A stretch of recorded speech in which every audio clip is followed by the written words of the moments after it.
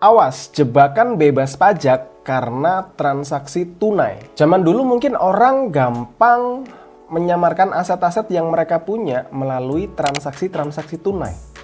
Penjualan lewat tunai, pembelian lewat tunai, aset-aset pun banyak disimpannya di tunai gitu ya. Tapi sekarang nggak bisa seperti itu. Banyak faktor. Kenapa? Yang pertama adalah karena sekarang NIK sudah nge-link dengan data perpajakan.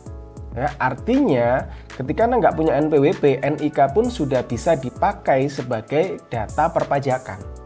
Nah, itu yang pertama. Kedua, pemerintah sekarang sudah bisa mengakses rekening dengan nominal 1M ke atas. Gitu ya.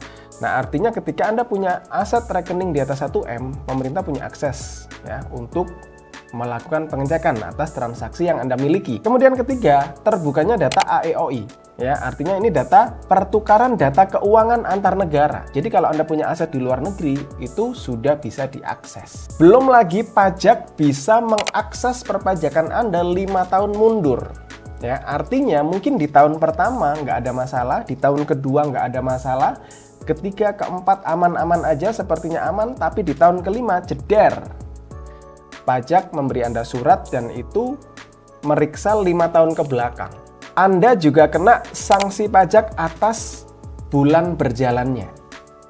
Jadi akan sangat besar nilai yang perlu Anda bayarkan seandainya pelaporan pajak Anda tidak benar. Jadi awas jebakan Batman ini. Ya, ketika Anda fokus terima cash, ya, Anda terima penjualan dari cash gitu ya, tapi ujung-ujungnya ditransfer ke bank, ya. Pada akhirnya akan ketahuan. Kenapa? Karena di dalam data perbankan Anda pun sudah ada data NIK-nya. Oke, belum lagi tadi kalau nilai rekening Anda di atas 1 miliar, itu pun juga bisa diakses. Jadi kalau Anda terima tunai, dan kecenderungan orang Indonesia kalau sudah numpuk disetor ke bank, ya, mau itu bank nama Anda, nama karyawan Anda, tapi nama pemilik itu akan muncul nantinya. Jadi hati-hati. Belum lagi Anda terima cash, penjualan cash, duit numpuk, kemudian dibelikan aset, ya.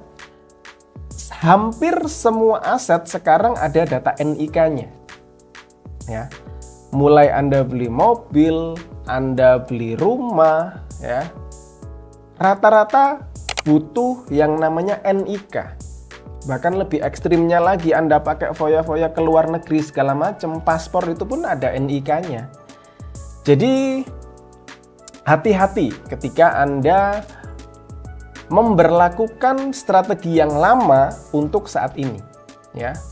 Ditambah lagi, kalau Anda sebagai bisnis online shop misalnya, ya, transaksi digital sudah pasti gampang untuk diakses. Namanya aja digital gitu ya. Dan belum lagi pemilik toko sudah pasti terdaftar NIK-nya siapa. Pemiliknya siapa itu udah pasti gampang diketahui. Ya. Dan ketika ngomong penjualan digital, akses baik itu penjualan itu udah pasti gampang dilihat, gampang ditarik datanya gitu. Uang yang ditransfer ke rekening bank pun juga pasti gampang ditarik, gampang diakses. Jadi dan sudah pasti itu ketahuan rekeningnya siapa. Nah, jadi hati-hati ketika Anda membuat strategi semuanya dibuat tunai, tapi pada akhirnya juga Anda melakukan transaksi-transaksi berhubungan dengan perbankan, berhubungan dengan aset-aset, berhubungan dengan transaksi-transaksi digital, itu nggak akan membantu. Ya. Jadi dalam tahun-tahun ini Anda perlu memperhatikan yang namanya tax planning, ya, bukan terkait tax avoidance. Itu beda gitu. Karena ketika Anda tax avoidance, ya, preferensi yang dilakukan adalah menghindari pajak. Nah, tapi kalau Anda tax planning, Anda akan memikirkan bagaimana mengatur pajak bisa lebih rendah, ya, dengan legal tentunya. Ya, jadi berhati-hati dengan transaksi-transaksi yang Anda jalankan dalam bisnis Anda. Jadi jangan biarkan pajak menghantui Anda, karena pintar pajak, siapa takut.